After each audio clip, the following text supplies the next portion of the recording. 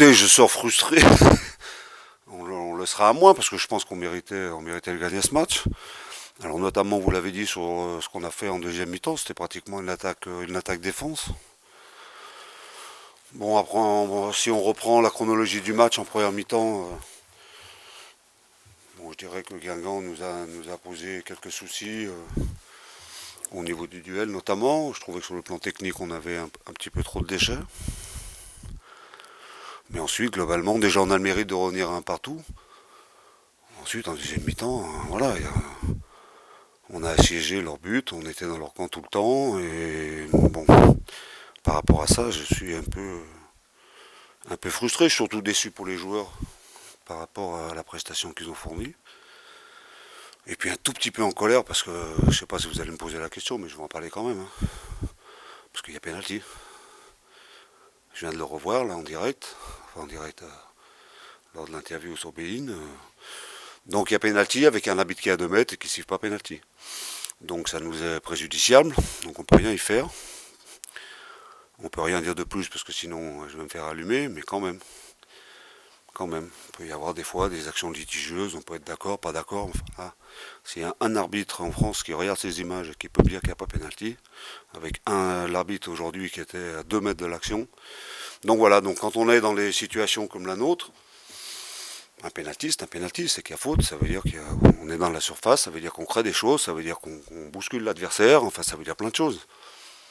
Et aujourd'hui, donc il y a un tout petit peu de colère quand même avec ça.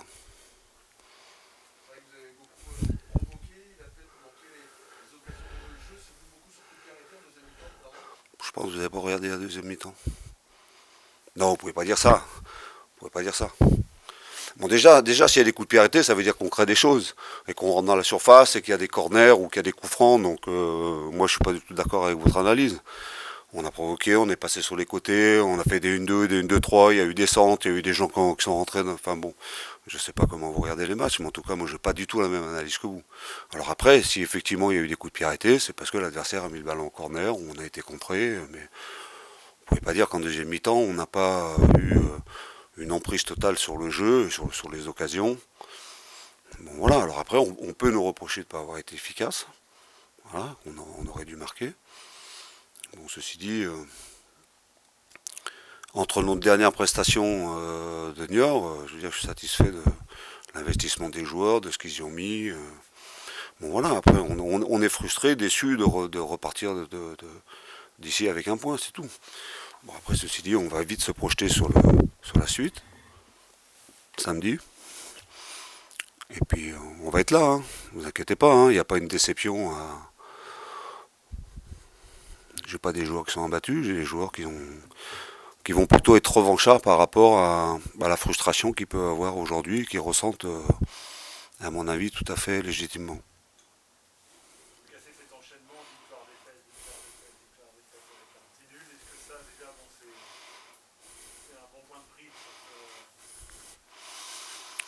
Je pense que tous les points vont être importants, tous les matchs qui vont jouer jusqu'à la fin, hein, pour toutes les équipes qui sont concernées, que ce soit par le haut ou pour le maintien. Chaque point est important.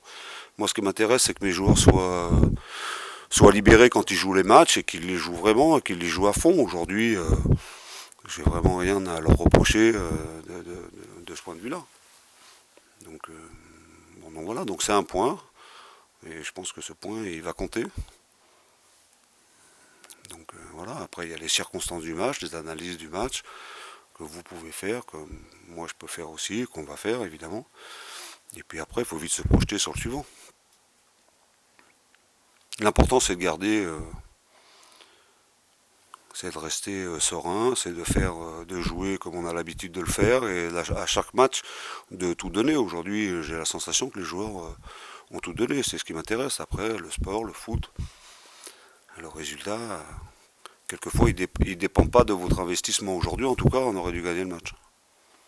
Guingamp avait choisi d'aligner une défense à 5, qui est plutôt inhabituel. Ça vous a surpris? Ça vous a À gêné? 5, Ouais.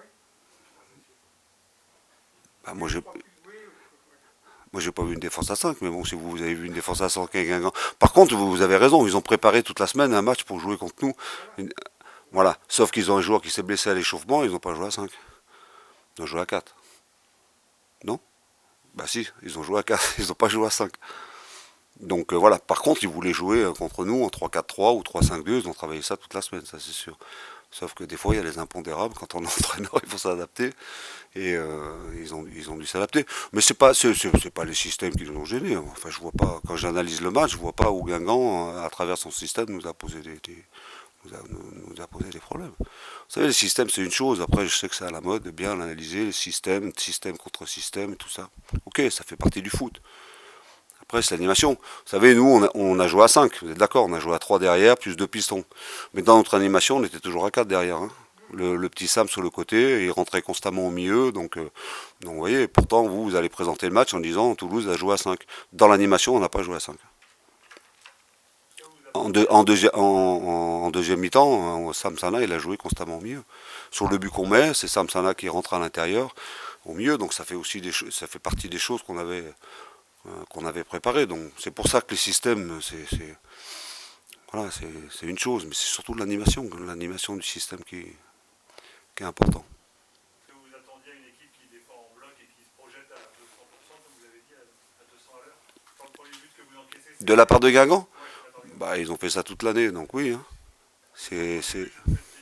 Oui, on s'est piégé sur une perte de balle au départ, et après ils ont une contre-attaque à 2000 à l'heure sur le côté. On peut encore intervenir sur le côté, on le fait pas. Après, par contre, l'action est magnifique sur le but qu'ils mettent. Mais c'est le Guingamp de cette saison, c'est ça, hein. C'est ultra performant sur les coups de pied arrêtés, et ça joue pratiquement beaucoup avec les transitions, hein. Dès la récupération, ça va très très très vite vers l'avant. Donc nous, on avait aussi travaillé ça, enfin on travaillait. On s'était dit qu'il fallait surtout pas avoir de perte de balle dans le milieu, notamment avec des passes latérales ou des choses comme ça, ou des passes, ce que moi j'appelle couloir, tout droit. Et c'est pour ça que j'ai dit qu'on a eu un peu de déchets sur notre première mi-temps, parce que je trouve qu'on leur a donné beaucoup de munitions justement pour qu'ils puissent s'exprimer dans ce domaine-là.